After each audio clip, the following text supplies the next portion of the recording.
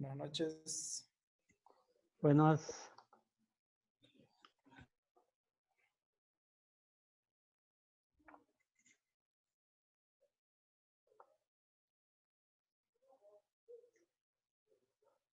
Bueno, vamos a iniciar ahora con el tema de las 7 herramientas estadísticas de la calidad, ¿no? Estas 7 herramientas no son nuevas. Algunas han existido desde mucho antes de que iniciaran los conceptos modernos de calidad. Pero nadie pues le había puesto el interés ni las había utilizado para trabajar, ¿no? Hasta que Saburo Ishikawa, él viene y empieza a darles uso en el control estadístico y la calidad y se da cuenta pues que son una herramienta muy valiosa para el trabajo que se desarrollaba, ¿no? Entonces pues así es como se le atribuye a Ishikawa el uso de las 7 herramientas de la calidad. Vamos a ver en qué consiste esto, ¿no? También pues se le llaman herramientas de calidad, herramientas estadísticas de calidad, herramientas de administración, herramientas de la mejora continua, o sea que tienen varios nombres, pero se les conoce así más oficialmente como las 7 herramientas básicas de la calidad. Y ahora pues con el tiempo se han desarrollado otras herramientas que por seguir la base que dejó Ishikawa también se le llaman 7 y se llaman las 7 nuevas herramientas de la calidad. Esas son pues otras 7 que se han ido, digamos, agregando. Ahora en total tenemos 14 herramientas básicas de la calidad, ¿no? Pero las originales, las que iniciaron todo esto son las que se llaman las 7 herramientas básicas de la calidad. ¿Y cuáles son? Bueno, pues está la lista de chequeo o listas de verificación, que se conocen también en inglés como las checklists. Está el diagrama de Pareto, que como pueden ver, pues Pareto lo creó allá por inicios del año de 1920, o sea que no es nuevo, ¿no? Están los histogramas que nacen pues desde el inicio de la estadística, ¿no? Allá por el año de 1700. Están los diagramas de control, que estos pues son las cartas de control de Shewhart, que nacen ahí por los años de 1940. Luego aparece el diagrama de Ishikawa, que es el único diagrama que ha sido creado por Kaoru Ishikawa, ¿no? Y por eso se le llama así diagrama de Ishikawa.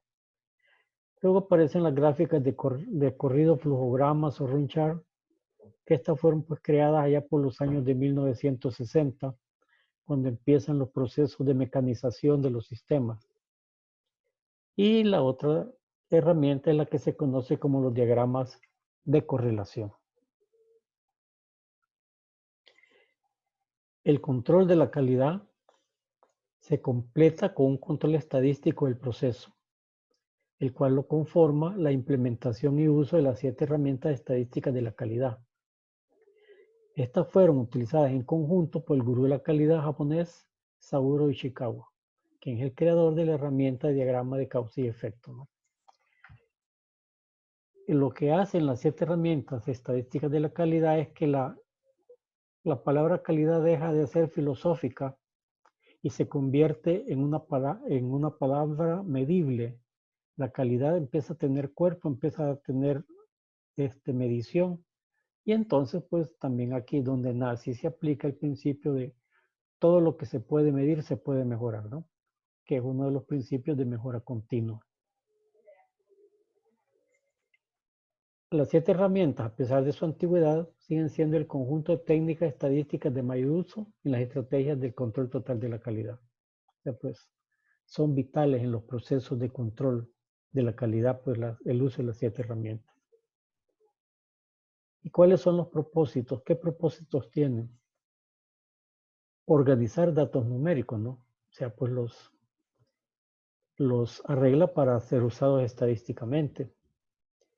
Facilitar la planeación a través de herramientas efectivas. O sea, a través de la medición, las proyecciones, los porcentajes, etcétera, pues se puede planear, mejorar las cosas.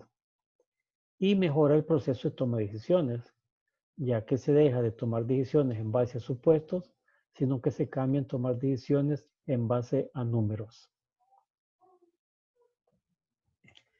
¿Cómo se utilizan estas herramientas? Bueno, pues depende de lo que estemos haciendo. Si nuestro objetivo es descubrir qué problemas será tratado primero, o sea, priorizar, ¿verdad? Tenemos que priorizar, tenemos un montón de problemas y vamos a priorizar. Entonces aquí las herramientas que se usan, el diagrama de flujo, la hoja de inspección y el gráfico de Pareto, el diagrama causa y efecto. Y también pues se utiliza una de las herramientas de las que se llaman herramientas blandas, como la lluvia de ideas. Como la lluvia de ideas, que es una herramienta, pero se le conoce como las herramientas blandas. Como pueden ver, para cada problema se pueden usar una o más herramientas, ¿no? O sea, no solamente podemos decir solo vamos a usar una a la vez, no, ¿verdad? Se pueden usar combinadas. Por ejemplo, para descubrir el problema que será tratado primero, ok, pues primero hagamos una hoja de inspección, donde vamos a recopilar los datos para ver, pues, de qué dimensión es el problema. Luego, pues, hacemos el gráfico de Pareto, donde clasificamos los problemas de los más importantes a los menos importantes. Luego, pues, hacemos un diagrama de causa y efecto a las cosas más importantes del problema para poder encontrar cuáles son sus causas, ¿no? Aquí, pues, se utiliza la lluvia de ideas y el diagrama de flujo nos sirve para mostrarnos el proceso, cuál es el proceso que sigue para poderlo visualizar con mejor atención, ¿no? Si el objetivo es llegar a un punto que describe el problema en términos de que cómo, cuánto, dónde, quién, etcétera, bueno, pues se siguen utilizando las hojas de inspección, el gráfico de Pareto, los histogramos, los gráficos de papel, la estratificación, los gráficos de desarrollo. O sea, pues seguimos viendo de que se pueden usar varias herramientas al mismo tiempo. Cuando queremos elaborar un cuadro completo de todas las posibles causas que están ocasionando los problemas, también pues, nos podemos basar en las hojas de inspección, los diagramas causa y efecto y la lluvia de ideas. Entonces las herramientas se utilizan donde es posible utilizarlas. Y cuanta más herramientas utilicemos, vamos a tener mayor información para una mejor toma de decisiones. ¿Cuáles son los puntos que se deben de tomar en cuenta en el procesamiento de los datos? Primero, pues, no obtener cantidad, sino calidad en la información. De nada sirve un montón de información que no sirve para nada. La recolección y uso adecuado de los datos reduce en gran medida los conflictos interpersonales que tienen lugar en los grupos. Esto quiere decir que como tenemos información y los datos nos muestran la situación real porque la estamos midiendo, los conflictos tienden a desaparecer, ¿no? Porque ya no son supuestos o yo creo o los egos, sino que hablan los números, ¿no? Tener datos equivocados puede ser peor que no tenerlos, porque un dato equivocado me lleva a cometer errores, ¿no? Los datos deben obtenerse consistentemente. Significa pues que cuando vamos a tomar datos tenemos que aplicar la misma técnica, no diversa técnica que haga que los datos sean muy disparejos.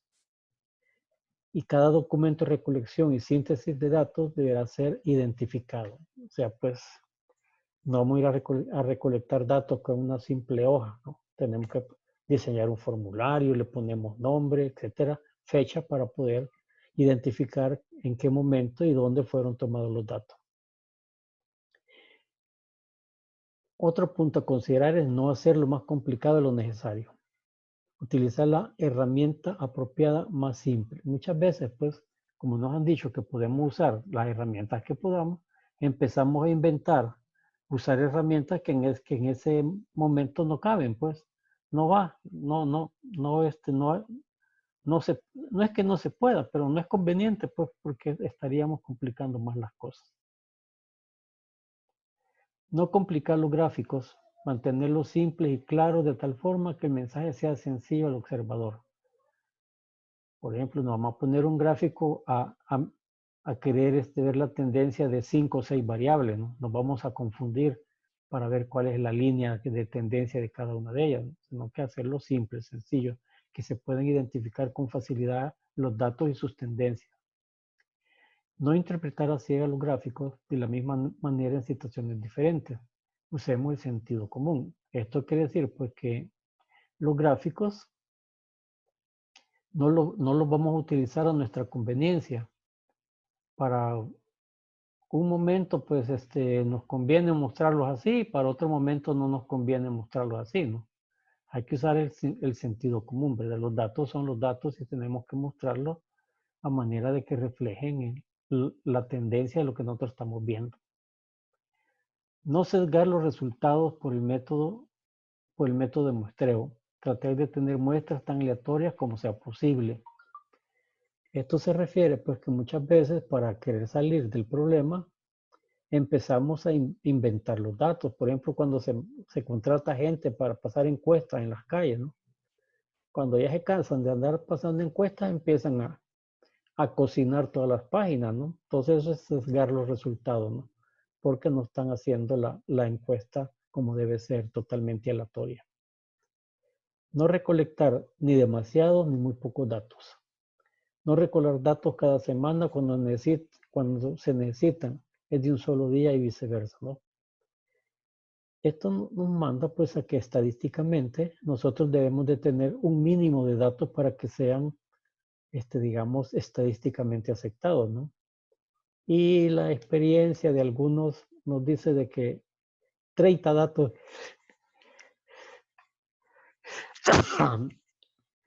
que 30 datos, pues, gracias, que 30 datos como mínimo son suficientes para hacer pues un estudio estadístico. Si se tienen más, mejor, ¿verdad?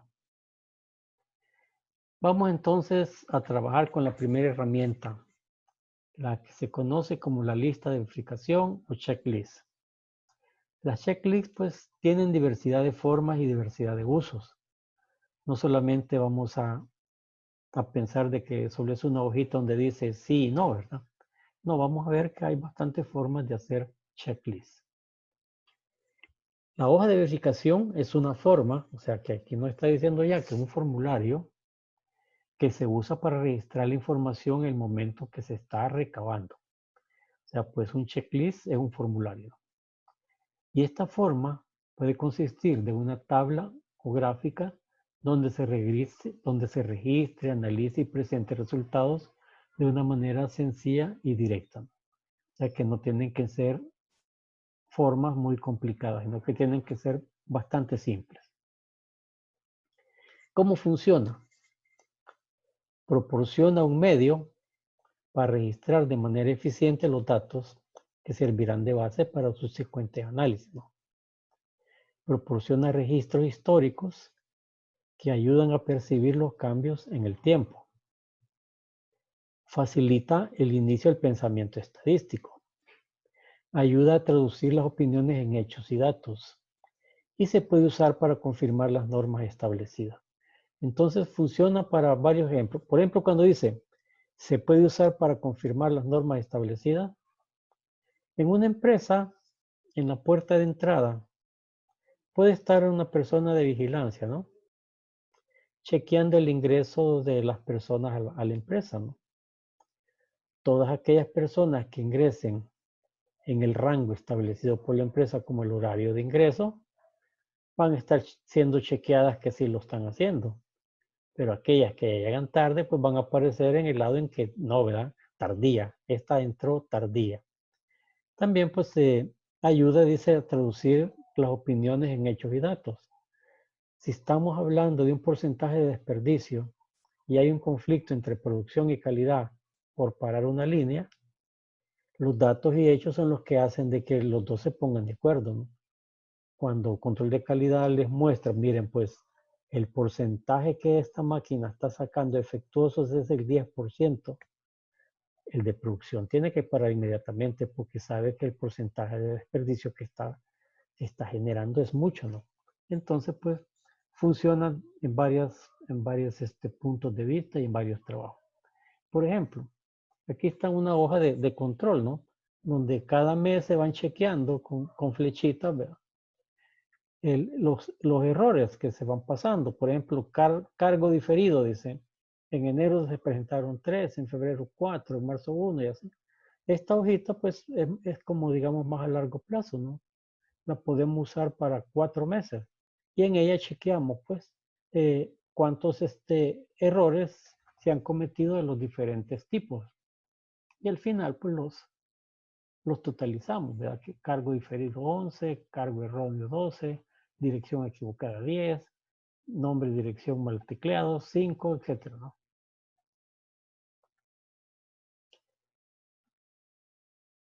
Esta es, por ejemplo, la usada por un transportista que va llevando, digamos, por ejemplo, digamos que el camión de agua va registrando todo su tránsito a medida que va pasando de camión de colonia en colonia, ¿no? Entonces ella va verificando su checklist a cuáles de las colonias que tenía en su ruta fue, ¿verdad? Solo una le puso un X y aclara, ¿verdad? Había inundación en la colonia, no pudo entrar. Entonces, pues, esta es otra forma de checklist. Este es un checklist que muestra un lugar. Se llama hoja de localización. Por ejemplo, aquí nos está mostrando dónde está la X.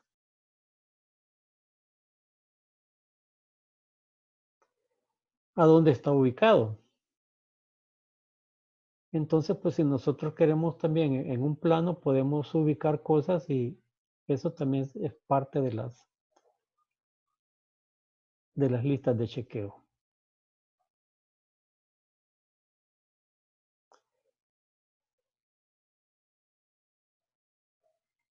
Estas son, digamos, de los ejemplos más comunes, donde solo se pone sí o no y alguna observación, ¿no? Estas son las que se llaman listas de verificación, ¿no? Y se utilizan para iniciar procesos, para control de entradas, para verificación de actividades, para un montón de cosas, ¿no? Lo que sirven es ir verificando cada una de las actividades y chequeando si se hizo, se hizo, se hizo. Y aquella que no se hizo, pues se le pone no. Este es uno de los formatos más utilizados en listas de chequeo.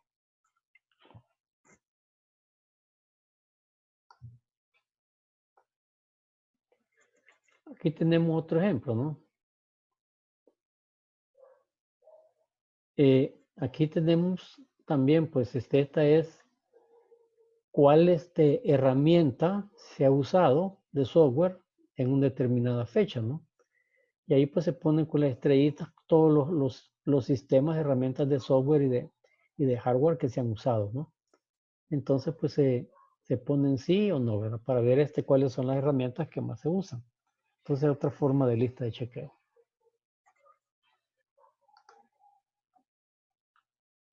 Esta otra pues de las tradicionales de sí y no, ¿verdad? Y observaciones, que como les venía comentando, es una de las listas más usadas. Aquí tenemos otro igual, ¿verdad? Sí o no, y observaciones. También es una lista de chequeo.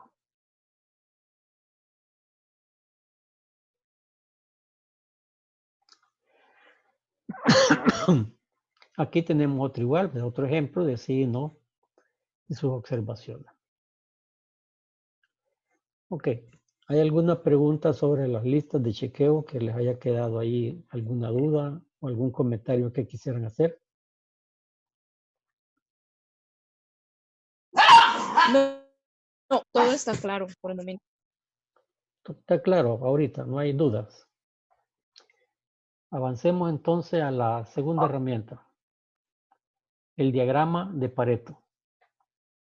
También se le conoce pues como el diagrama de los pocos críticos y los muchos triviales, la regla 80-20. Bueno, es un concepto que inició este señor Pareto ya a inicios del siglo XIX, ¿no? Y se sabía de eso, ¿no? Porque se comentaba, pues la regla de 80-20 se comentaba. La gente, digamos, los que trabajaban en la industria sabían que el 20% de las cosas eran el 80% de los efectos, ¿no? Y se usaba mucho. Sabían que el 20% de la línea de una empresa vendía el 80% de los resultados. O sea, se conocía el concepto, pero no se le había dado la aplicación que le dio, pues, y Chicago cuando ya lo hizo que funcionara correctamente. El diagrama de Pareto es una gráfica de barras que ilustra las causas de los problemas por orden de importancia y frecuencia. O sea, el porcentaje de aparición o su costo o actuación, ¿no? La frecuencia es el número de veces que aparece algo, ¿no? Por ejemplo, si nosotros quisiéramos sacar una lista queremos revisar, digamos, estamos en recursos humanos y queremos revisar cuál es el impacto de ingresos tardíos en la empresa, porque estamos viendo que la empresa, pues, no hay un buen ambiente. Y una de las causas de que no haya un buen ambiente es que hay muchas tardías, pues. Eso refleja de que mucha gente prefiere llegar tarde, ¿no? Entonces, pues, empezamos a ver, pues, cuáles son los días, los tiempos que más llegan tarde, y empezamos a chequearlo y empezamos a tomar datos, ¿no? Empezamos a tomar información y luego, pues, lo vamos a ir preparando del de mayor al mayor porcentaje o cantidades. El diagrama de Pareto permite además comparar la frecuencia, el costo y actuación de varias categorías de un problema, ¿no? O sea que podemos utilizar el diagrama de Pareto en diferentes perspectivas. Aquí tenemos pues un ejemplo del diagrama de Pareto. En, en la columna A es donde está, digamos, lo que más se ha producido, ¿no? Ahí dice producción de perlita expandida por productos de millones de litros. Es lo que más se ha producido. En la B está el filtrelite. En la C está productos secundarios. En la D está el ortipel. Aquí pues los productos se han ordenado de acuerdo a la mayor producción. Entonces, ¿cuál es el más importante para la empresa? Es aquel que más se produce. Entonces, pues ese es. Si nosotros quisiéramos darle importancia a uno de los productos, pues sería aquel que genera la mayor producción de la empresa. ¿Cuándo podemos utilizar nosotros el diagrama de Pareto? Cuando las causas o categorías de un problema puedan cuantificarse. ¿Qué quiere decir esto? Pues que nosotros debemos de tratar de cuantificar cualquier problema. No podemos nosotros pues solucionar un problema que no tenga información, sino que tenemos que tener datos para poderlo solucionar mejor. Un equipo de trabajo necesita identificar las causas categorías más significativas de un problema. También pues cuando un equipo está haciendo una tarea de un trabajo pues sobre algún problema, pues le sirve organizarse a través de un diagrama de Pareto para poner por nivel de importancia los diferentes problemas. Y cuando un equipo de trabajo necesite decidir sobre cuáles causas trabajarán primero. Si encontramos, digamos, las causas primordiales que están haciendo la mayor cantidad de problemas, pues es en la que hay que trabajar primero. Imaginémonos que nosotros tenemos clasificados en una empresa unos 20 defectos. Pero empezamos a ver, por ejemplo, en un periodo de un mes, cuántos de esos 20 defectos salen. Y nos podemos auxiliar pues con una checklist como la que vimos de ir con las rayitas y vamos chequeando pues el número de defectos que salen. Luego cuando ya tenemos la cantidad total por defecto del mes, los ordenamos del mayor a menor. Y nos vamos a dar cuenta pues que 2 o 3 defectos son los que ocasionan el 80% de los efectos del problema, ¿no? Entonces, ¿qué nos quiere decir eso? Hay que entrarle ya a esos 3 defectos que son los que nos están ocasionando mayores problemas.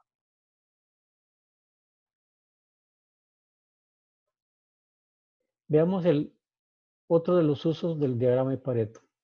Canaliza los esfuerzos hacia los pocos vitales. Es como que dijéramos, ¿verdad? No hay que gastar pólvora en sopes. Vámonos a lo importante. Entonces, los pocos vitales es lo importante. Si nosotros queremos analizar una situación, pues enfoquémonos en lo importante. Ayudan a priorizar y a señalar la importancia de cada una de las áreas de oportunidad. Igual, pues, ¿dónde es más importante resolver el problema? ¿Cuál problema tiene más prioridad? ¿Cuál problema debemos resolver primero? Y también es el primer paso para la realización de mejoras, ¿no? Desde el momento que nosotros ya identificamos problemas y los clasificamos por orden de importancia, pues desde ese momento pues que decidimos empezar a solucionarlos uno a uno, estamos trabajando en las mejoras. Y también se aplica en todas las situaciones donde se pretende efectuar una mejora en cualquiera de los componentes de la calidad total. La calidad del producto, servicio, costos, entrega, seguridad y moral. Significa pues que el diagrama de Pareto puede ser utilizado ampliamente en varios sectores de la empresa. También permite la comparación antes y después, ayudando a cuantificar el impacto de las acciones tomadas para el logro de mejoras, ¿no? Entonces, pues, si nosotros hacemos un diagrama de Pareto al inicio y cuando ya resolvimos los problemas principales volvemos a hacer, nos vamos a dar cuenta que hay una gran diferencia en cuanto a la cantidad de efectos, cómo los efectos se han disminuido al resolver las principales causas, ¿no? También promueve el trabajo en equipo, ya que se requiere la participación de todos los individuos relacionados con el área para analizar el problema, ¿no? Para obtener información y llevar a cabo acciones para su solución. Entonces, pues es una herramienta de trabajo en equipo. El diagrama de Pareto se utiliza también para expresar los costos que significan cada tipo de efecto y los ahorros. Los ahorros logrados mediante el efecto correctivo llevado a cabo a través de determinadas acciones. También, pues si nosotros empezamos a medir cuánto nos ahorramos de desperdicios de que resolvimos los principales problemas de calidad, vamos a ir viendo también que ahí los costos se nos van disminuyendo. Y eso pues, disminuir un costo puede generar un ahorro. Ok, pasaríamos a la tercera herramienta, el histograma. Pero, ¿hay alguna consulta sobre el diagrama de Pareto?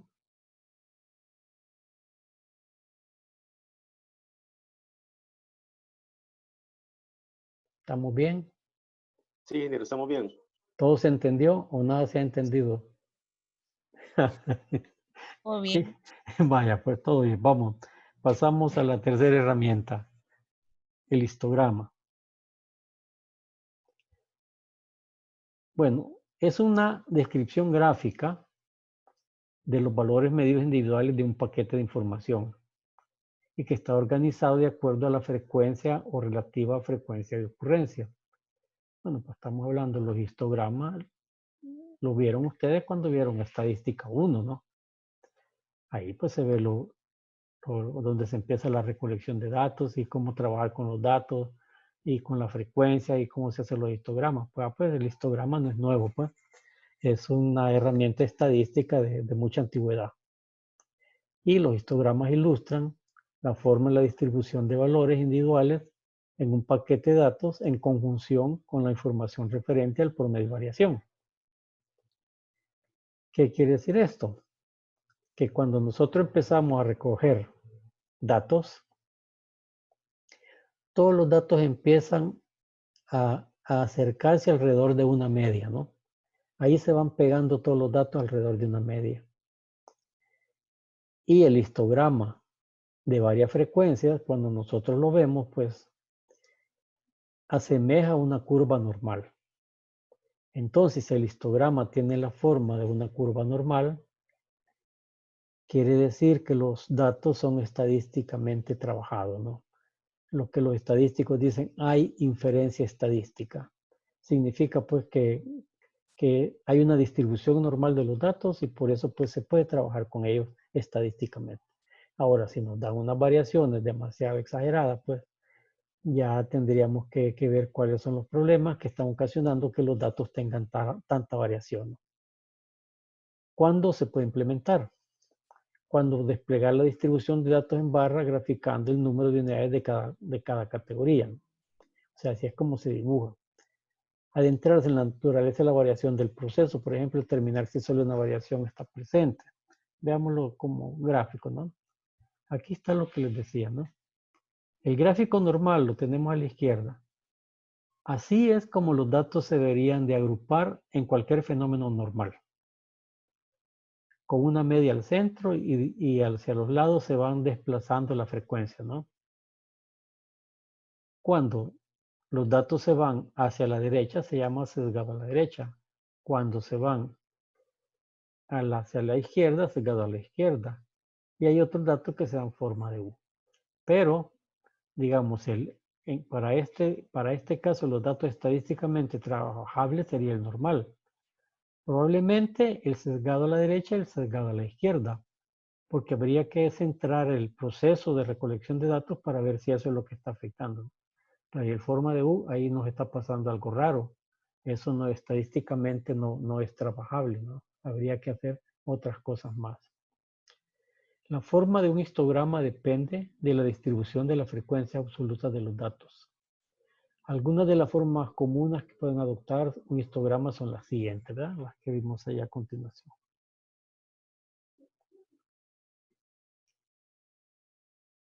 Bueno, hasta ahí tenemos lo que es el histograma. De esto no les puse mucho porque es algo pues que lo vienen viendo desde estadística, ¿no? Creo que todos saben hacer un histograma, ¿verdad? A ver. ¿Pueden dibujar un histograma? Sí, Sí, ¿verdad? Lo hicieron muchos en sí, estadística. sí podemos.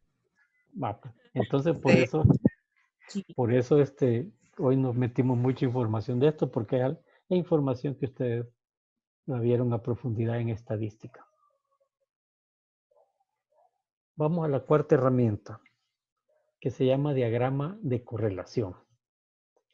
Estos son de los diagramas menos utilizados, porque el diagrama de correlación necesita dos variables para poder funcionar. Por ejemplo, si yo cultivo limones y empiezo a cortar todos los limones de los árboles que tengo, ¿no?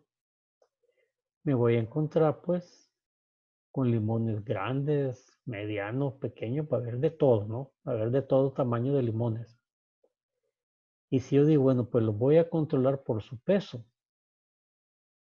Y me doy cuenta pues que hay una gran variedad de datos, ¿no? Unos pesan casi el doble que otros. ¿Sí? Entonces no puedo analizar el fenómeno de los limones porque hay tanta variación. Pero si yo empiezo a asociar cantidad de lluvia contra el tamaño de los limones, tal vez ahí sí, porque los milímetros de lluvia que han sido reportados tienen que ver con el tamaño de los limones, ¿no? Entonces eso se llama correlación. Cuando dos variables se combinan para darnos una respuesta a algo que no podemos encontrar por sí sola. Proporciona la posibilidad de reconocer relaciones de causa y efecto, como el ejemplo, ¿no? A más agua, más grandes los limones, ¿no? Hace fácil el reconocimiento de correlaciones. O sea, nos permite pues, ver que cuando no podemos identificar un fenómeno, tenemos que hacerlo a través de correlaciones, porque no significa que el fenómeno lo tenemos que enfocar desde dos variables diferentes. También ayuda a determinar relaciones dinámicas o estáticas de mediciones, ¿verdad? Significa pues que hay fenómenos donde, digamos, un proceso de producción es más dinámico. Las unidades van saliendo en línea, ¿no? En cambio, en un árbol de manzanas es más estático. Hay que esperar el tiempo a que maduren, a que crezcan, etcétera, para cortarlas, ¿no? También indica si dos variables, factores o características de calidad están relacionados, ¿no? Entonces, pues nos sirve para ver fenómenos donde dos características de calidad están relacionadas. Y un diagrama de correlación muestra la relación entre dos factores cambiantes. Mientras un factor aumenta su valor, el otro factor disminuye. Aumentan o simplemente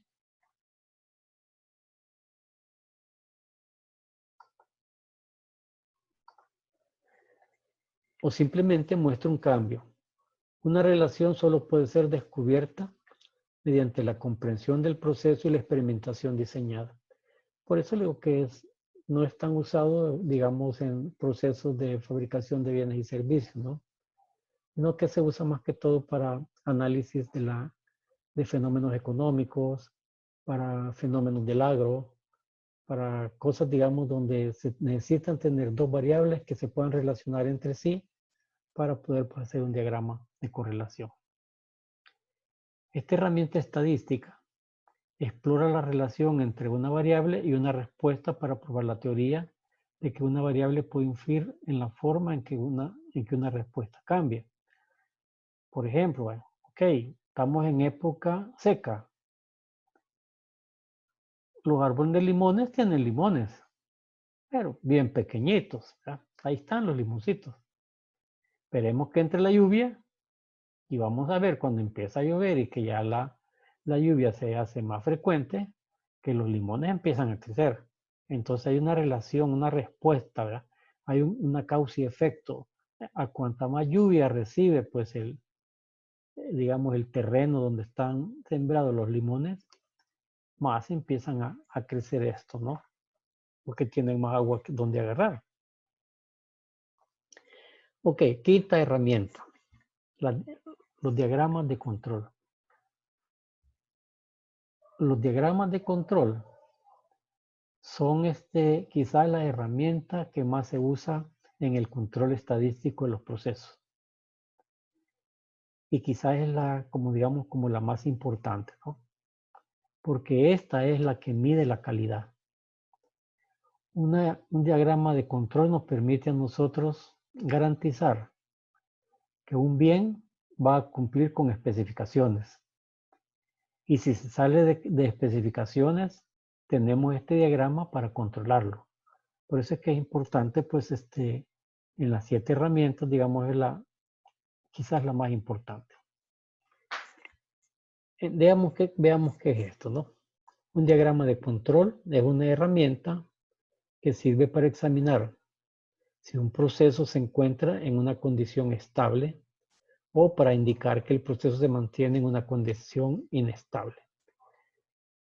Cuando se está graficando un fenómeno, nosotros podemos ver según el gráfico si el proceso se está conformando en una condición estable y también si el proceso se está saliendo de la condición estable, se está volviendo inestable. Imaginémonos que estamos envasando cartones de leche de 1 litro y que la variable a medir va a ser que lleven el litro, ¿no? O sea, nosotros queremos asegurarle al consumidor que cada uno de los cartones de 1 litro lleve 1 litro. Entonces, pues empieza el proceso, empiezan a llenarse los cartones. Cada 5 o 10 minutos, control de calidad toma una muestra de los cartones, lo vacía en un medidor y se da cuenta, pues, que sí, ¿verdad? Que tiene 1 litro exacto. Y entonces pone el momento en que tomó la muestra, la grafica, pone un dato en el gráfico. Y así va haciendo durante todo el día. Si al final de la jornada nosotros queremos preguntar cómo se comportó el proceso de llenado, basta ir hacia el gráfico y verlo, ¿no? Y ahí vamos a ver nosotros si todos los puntos se mantuvieron estables, si el gráfico se mantuvo dentro de control. Ahora, para decir que el gráfico se mantiene dentro de control, tenemos que poner nosotros lo que se llaman límites. El eje central va a ser 1 litro. Y la línea superior de control la vamos a decir, bueno, vamos a dar 5 ml de más, ¿verdad? O sea, la línea superior de control va a ser 1.05 litros. Y podemos aceptar que lleve 5 ml de menos. O sea, la línea de abajo nos va a decir 0.95. Entonces creamos un gráfico de control.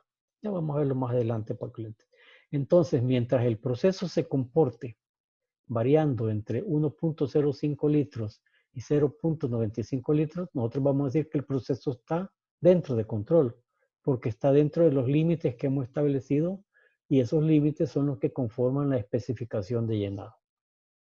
También proporcionan un método estadístico adecuado para distinguir entre causas de variaciones comunes o especiales mostradas por los procesos. Cuando un gráfico va un punto arriba, un punto abajo, un punto arriba, un punto abajo, esa es una variación común. Pero cuando en un gráfico vemos que van 4 o 5 puntos arriba, sin bajar, eso ya es una situación especial que amerita investigación. Promueve la participación directa de los empleados en el logro de la calidad, porque están llevando un gráfico y el gráfico les está diciendo que el producto se mantiene dentro de control. Y también sirve como una herramienta de detección de problemas. Si el gráfico se va a salir fuera de control, pues el gráfico avisa, hey, voy camino a salirme fuera de control, hagan algo, ¿no? Entonces ahí es donde el gráfico funciona. Hay gráficos que se llaman de promedios y rangos, gráficos de promedio y desviación estándar, gráficos de medianas y rangos y gráficos de lecturas individuales. También hay gráficos por atributos como porcentaje de unidades trabajadas defectuosas, número de unidades trabajadas defectuosas, número de defectos por unidad, proporción de defectos por unidad. Estos son los gráficos pues, que más se utilizan como gráficos de control. Y aquí tenemos pues un ejemplo de esto, ¿no? Como podemos ver en el gráfico de arriba, las líneas punteadas, tanto arriba como abajo, forman los límites de control, ¿no? Está la línea central, es donde va a estar un litro. La línea central dice, bueno, pues 1.0 litros. La línea de abajo, 0.95 litros. Y la línea arriba, 1.05 litros, ¿no? Entonces, pues empiezan a graficar los datos. Y los datos varían, pues un dato para arriba, uno para abajo, uno para arriba, uno para abajo, empiezan a variar. Mientras el proceso se mantenga uno hacia arriba, uno hacia abajo, decimos que está con una variación normal. Pero veamos al final lo que está indicando la flecha.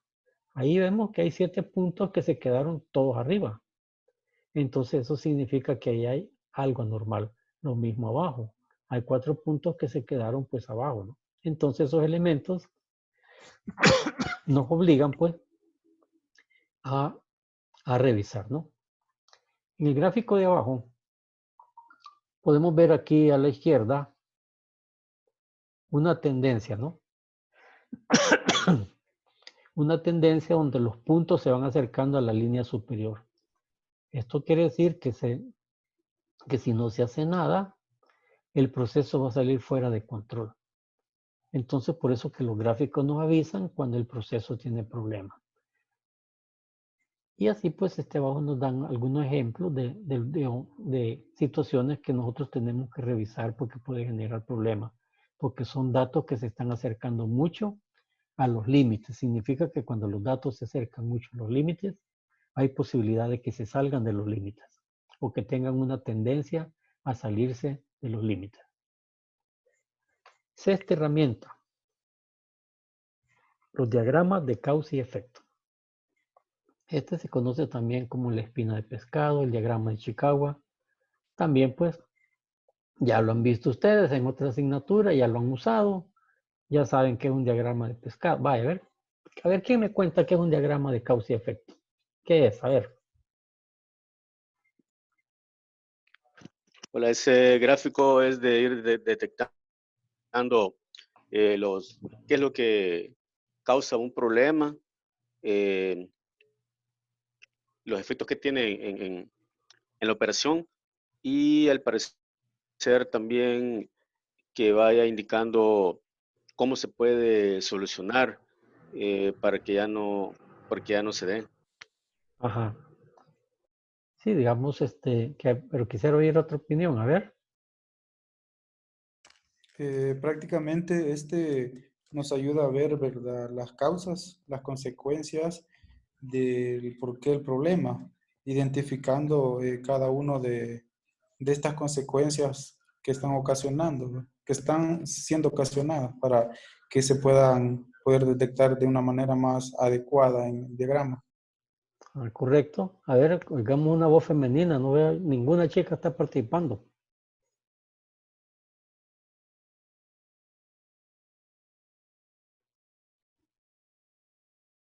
Bueno, veamos que entonces qué es el diagrama de causa y efecto.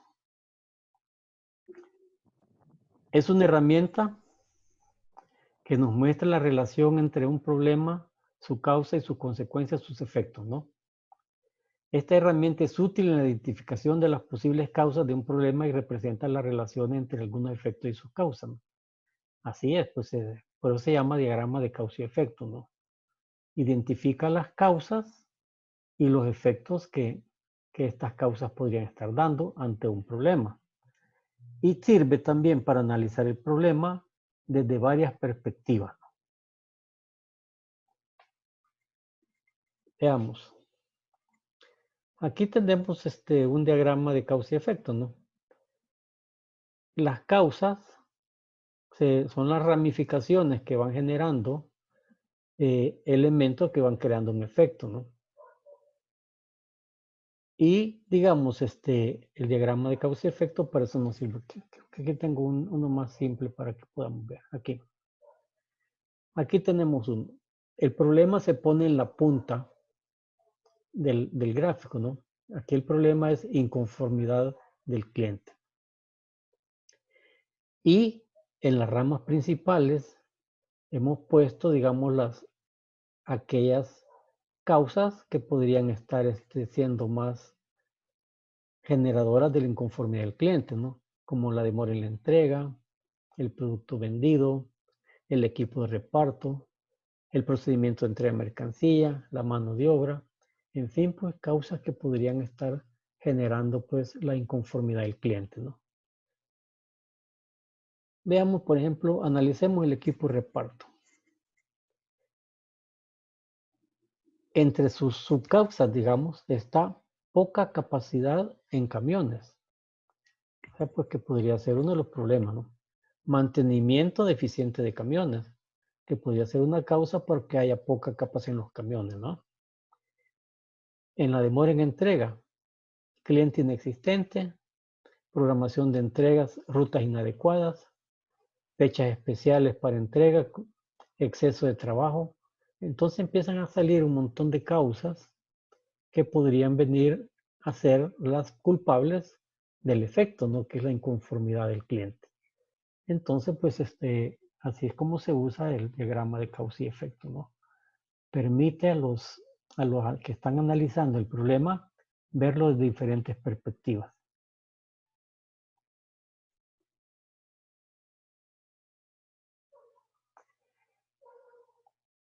Y veamos cómo funciona. Hay que elaborarlo. Elaborarlo es una labor educativa en sí misma. Favorece el intercambio de técnicas y experiencias, ¿no? Es un trabajo en equipo, es una lluvia de ideas. Ayuda a determinar el tipo de datos a obtener con el fin de confirmar si los factores seleccionados fueron realmente las causas del problema, ¿no? También hay que ver si las causas que hemos planteado son las causas del problema.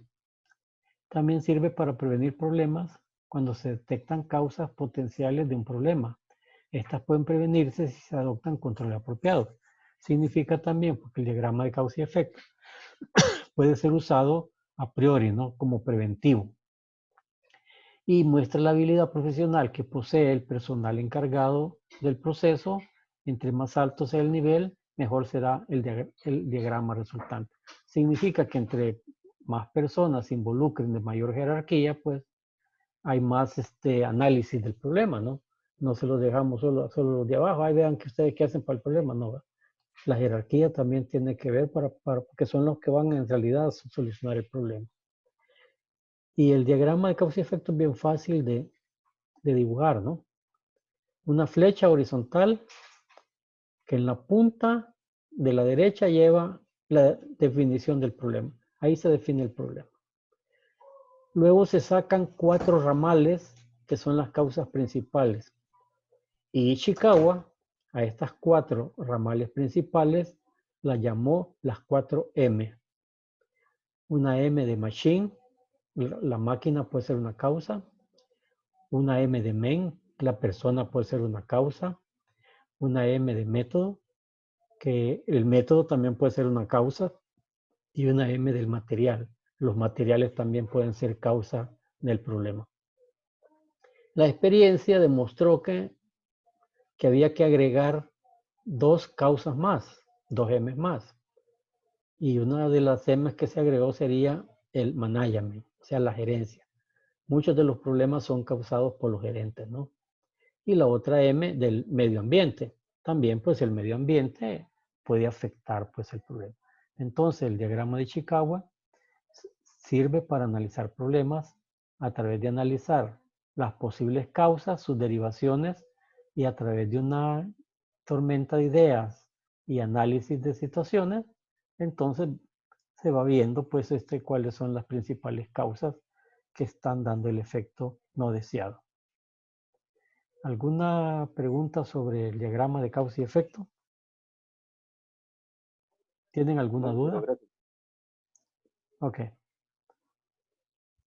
Vamos a la séptima herramienta, los flujogramas.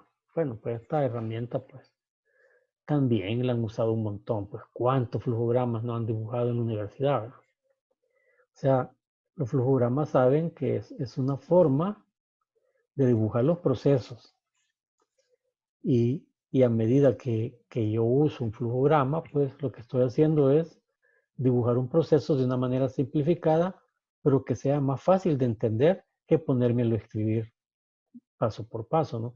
En los dibujitos, las figuras del flujograma me van indicando cómo es el proceso y qué pasa en ese proceso, ¿no? Aquí pues tenemos un ejemplo que casi no se ve, ¿verdad? Pero es un flujograma donde se ven las diferentes formas que indican pues un proceso. Aquí tenemos otro ejemplo de flujograma también que muestra pues un proceso. Ok, entonces los flujogramas pues no nos vamos a detener mucho en eso, pues ustedes lo saben. Los flujogramas fueron diseñados para que pudiéramos entender mejor los procesos a través de una serie de figuras que, si ustedes se recuerdan, pues fueron creadas por IBM en la década de los 60 para ayudar a los analistas de sistema a pasar de la parte manual a la parte mecánica de los procesos. Entonces, desde entonces, pues se ha quedado la experiencia de que hacer un flujograma, pues, es conveniente para analizar un proceso. Veamos la utilización de las 7 herramientas. Hay herramientas que son de análisis, como la hoja de verificación, la estratificación y los diagramas de dispersión. Y hay herramientas que son de identificación, como los histogramas, los diagramas causa y efecto, el gráfico de control y de Pareto. Pero si ustedes pueden ver, están entrelazadas ambas, ¿no? Se podría entender que el histograma, el diagrama causa y efecto, el gráfico de control y Pareto son también de análisis. Y sí, se usan también para análisis. Entonces, por eso es que cuando nosotros hacemos la utilización de las 7 herramientas, entonces tratemos de usar las que más podamos, pero las que convienen en resolver el problema. No decir, no, para cada problema tenemos que usar las 7. No, ¿verdad? Tampoco vimos porque complicamos la solución del problema si nos agarra la onda de estar utilizando las 7 herramientas para todo. Sino que tenemos que buscar la combinación de las herramientas que más satisfagan la solución del problema. Entonces, las 7 herramientas, a pesar de su antigüedad, siguen siendo el conjunto de técnicas estadísticas de mayor uso en las estrategias de control total de la calidad. Y las 7 herramientas tienen como propósito organizar los datos numéricos, facilitar la planeación a través de herramientas efectivas y mejorar el proceso en la toma de decisiones. Su objetivo, pues, aquí vemos, pues, el uso de las herramientas que lo vimos al principio, ¿no? Descubrir qué problema será tratado primero, llegar a un punto de decidir cuál, elaborar un cuadro completo de todas las posibles causas, pues esto pues lo vimos, ¿no? Ok, entonces con esto terminamos pues la clase, ¿no?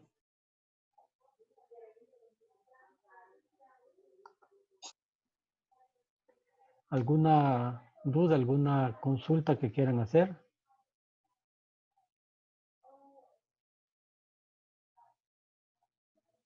No, ingeniero, gracias. No, por el momento no.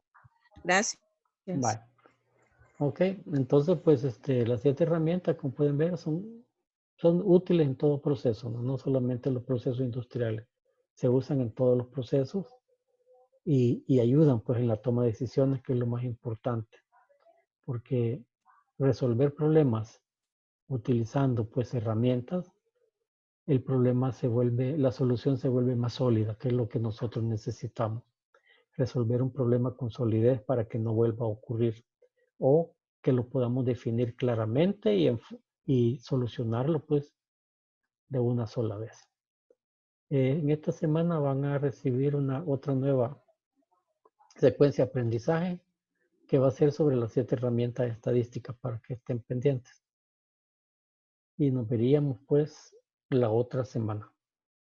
Descansen ahora en el día del trabajo, ¿no? Ya están aburridos de descansar, ¿verdad? Muchas gracias, ingeniero. Ok. No, yo sí necesito descanso. Y no va a trabajar y va a descansar. No va a ir mañana, Sí, Iris. mañana. No, Vaya, qué bueno. no voy a ir. Entonces sí va a descansar. Vaya, qué bueno. Sí. Feliz día del trabajo, entonces. Bueno, pues muchachos, pasen buenas noches, Gracias, muchas ingeniero. bendiciones y sigan cuidándose. Nada de andar de vagos. Protéjanse. ¿Ok? Pasen buenas noches. Gracias. Buenas noches a todos. Buenas noches a Buenas todos. noches.